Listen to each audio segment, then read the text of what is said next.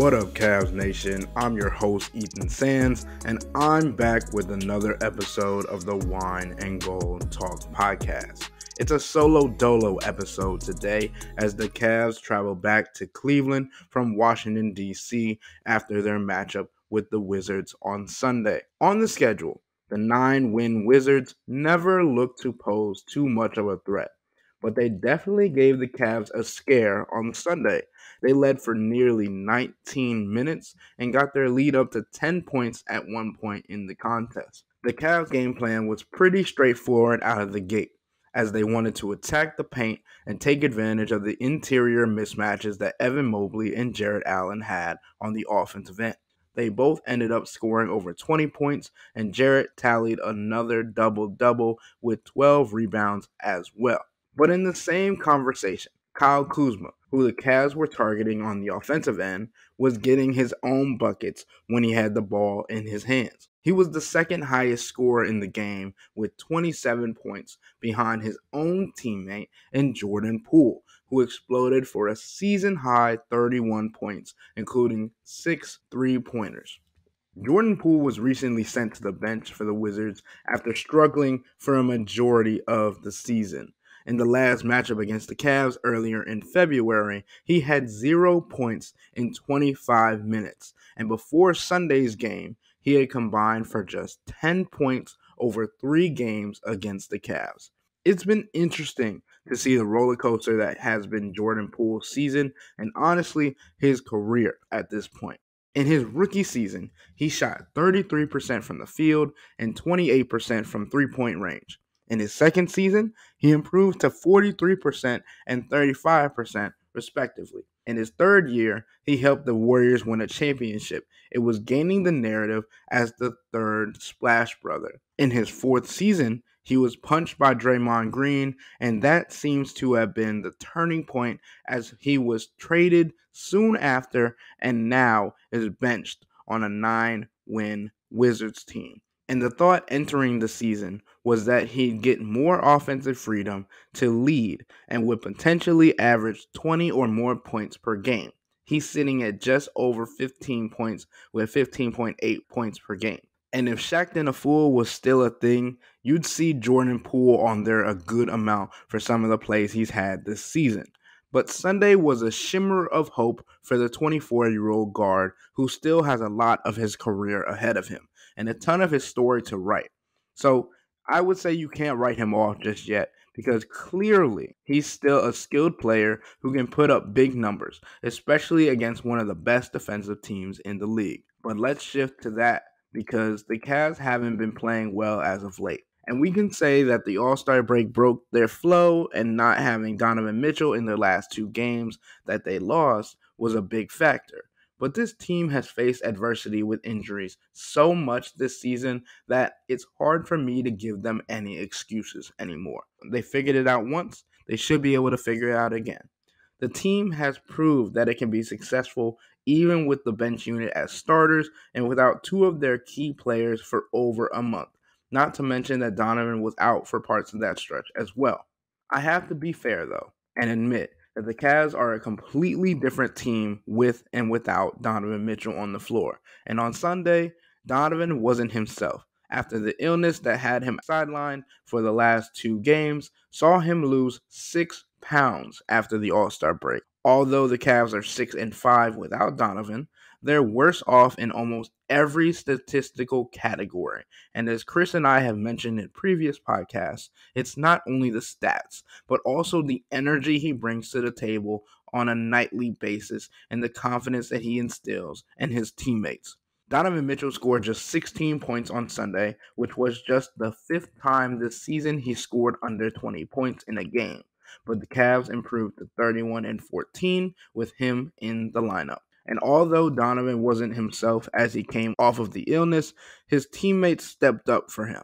4 of the 5 starters clocked in double digits scoring, and Caris LeVert cracked double digits as well with 18 points while tallying 12 rebounds. Max Strus had a wrap on his right knee and was even seen using a bike to stay warm and only played 27 minutes, but still was impactful even though he didn't reach double-digit scoring. But the fourth quarter has been a battle for the Cavs all season, and with the team knowing that its star player was out there more as a decoy, they turned to Darius Garland to give them the edge.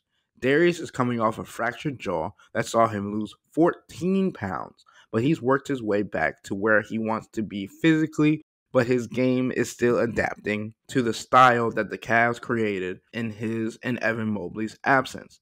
But on Sunday, they needed him to take over, and after Jordan Poole led a 14-0 run for the Wizards in the fourth quarter, Darius hit back-to-back three-pointers to silence the DC crowd and pull the Cavs back within even.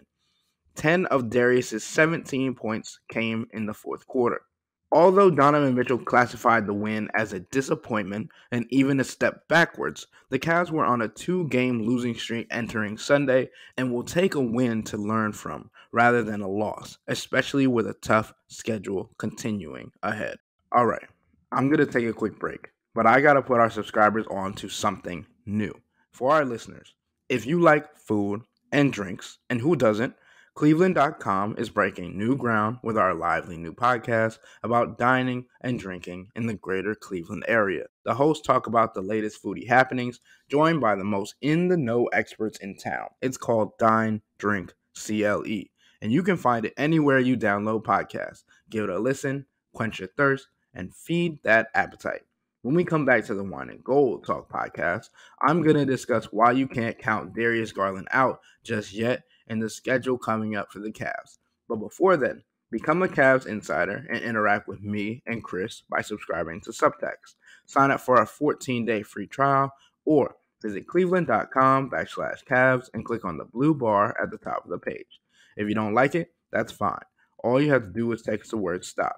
It's easy, but we can tell you that the people who sign up stick around because this is the best way to get insider coverage on the Cavs from Chris and myself. I'll be right back. All right, I'm back. There's been a lot of backlash on social media for the way that Darius Garland has played this year, especially after getting the franchise's highest paid contract in history. To be frank, it's understandable that people are upset, but you can't take it too far.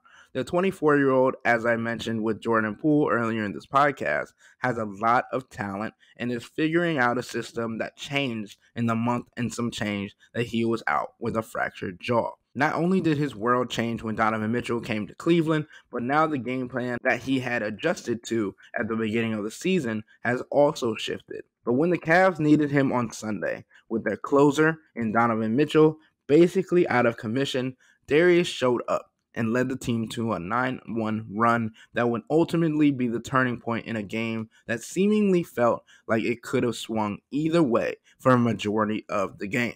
And we talk a lot about leadership and accountability on this podcast for this team because in the series in last year's first round playoff exit against the Knicks, it seemed like they lacked the ability to be honest with each other about what needed to change or happen to turn the series around. This season, it's been about knowing what and who they have on this roster, the success they've had, and the confidence that a couple poor performances should not be the end of the world because they understand what they've been able to overcome this year already, and they have the ability to be real with one another and make adjustments on the fly. Donovan Mitchell made that extremely clear after Sunday's game as he discussed how fans have been disingenuous towards Darius Garland, who has dealt with a lot this year. Let me read you Donovan's direct quote about Darius. Quote, "At the end of the day, he is going to be there for us, understanding that come playoffs, come whenever, we need him. He knows that. He's continuing to build. We have all the confidence in the world in him. But the way people have been talking is effing ridiculous. The kid has done a lot here, and for it to be devalued all for a few games is complete BS. It's not fair to him. He's done so much for us as a team." Unquote. I think Donovan continues to show what kind of leader he is for this team, and not only vouching for his teammates like he has publicly for Jared Allen, Sam Merrill, Isaac Okoro, and others, but also protecting his guys from ill statements and waiting for the right moments to voice his opinion to the media, knowing that his voice holds weight around the league due to his star status. But more than that, he's right. Darius Garland is in the top 10 for assists and three-pointers made in Cavs franchise history. And he's just in his fifth season in the NBA at 24 years old. Sure, he might not be as mature as you might want him to be, but let's think about this. His frontal lobe isn't even fully developed yet and won't be until next January. And hopefully, with more postseason experience this year, his experience will increase his maturity as well. But fans also have to remember the looseness of how Darius plays is a large part of why you guys enjoy watching him play. Because he's always having fun, always smiling, and more than not, he's also making winning plays while doing it. He brings an excitement to the game that can't be quantified in the stat sheet. And Sunday's game might be the turning point for Darius to get back to being himself and proving to himself that he can continue to progress even if he has struggled. If you remember earlier in the season, Darius was one of the leaders in turnovers in the league. When he came back, he was pressured to make sure that he was continuing to progress in that aspect while adjusting to the new system that he was being added to. Darius has had a lot thrown at him this year. And to see a 24-year-old continue to adjust with no ill complaints and only a positive attitude should be a plus in every category for the Cavs fandom. And not to mention, the Cavs get a good test of how he's going to play as they return to Rocket Mortgage Fieldhouse with good competition on its way on Tuesday as they host the Dallas Mavericks and Kyrie Irving, who hasn't been to Cleveland since 2022 when he was on the Brooklyn Nets. We're going to dedicate an entire podcast to Kyrie's return on Tuesday, so look out for a poll for the podcast on our Subtext platform. But the Mavericks have won 7 of their last 8 games, and with the backcourt of Kyrie and Luka Doncic, it'll definitely be a challenge for the Cavs' undersized backcourt, but it'll be fun to see Donovan and Kyrie go head-to-head, especially if Donovan is back to full strength. If you remember the last time the Cavs and Dallas met up in Dallas, it was a phenomenon. That was a showcasing of who the Cavs could be. They were able to come from behind without Donovan Mitchell, without Darius Garland, without Evan Mobley, and defeat a Luka Doncic-led Dallas Mavericks. We also do have to note that Kyrie Irving was out for that game as well. But with both teams nearly fully healthy, it'll be a good test for the Cavs to go up against the Dallas Mavericks, who have shown the ability to compete with nearly anybody in this league.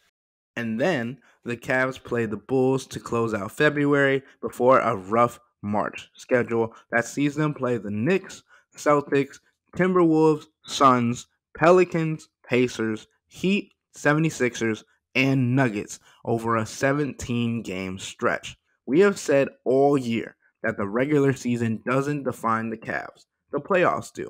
But this next month, currently in the 2nd seed and just a game ahead of the 3rd-seeded Bucks, will more than likely determine how close they are to a playoff spot and a play-in tournament spot by the end of March and into the final 7 games of the regular season in April.